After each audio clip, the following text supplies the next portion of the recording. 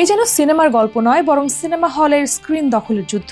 রজনীকান্তের কুলি আর হলিউডের Jurassic world rebirth দুটোই বছরের সবচেয়ে আলোচিত সিনেমা, কিন্তু অবাক করার মতো বিষয় হলো এই মেগা প্রজেক্ট দুটির জায়গা হলো না আইম্যাক্স স্ক্রিনে।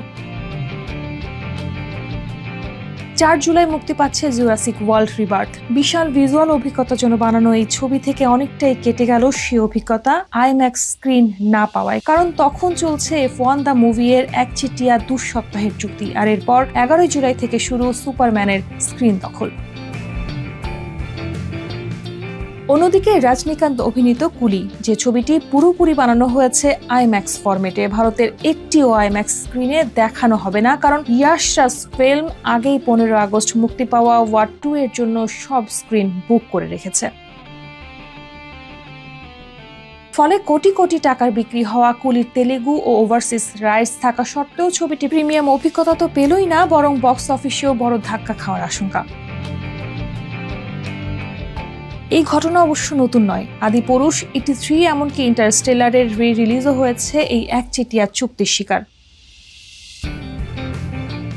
তাই এখন প্রশ্ন, সিনেমার ভবিষ্যৎ কি আর গল্প, পরিচালক বা অভিনয়ের উপর নির্ভর করছে না? সব কি নির্ধারণ করছে স্টুডিওদের আগে ভাগে চুক্তি?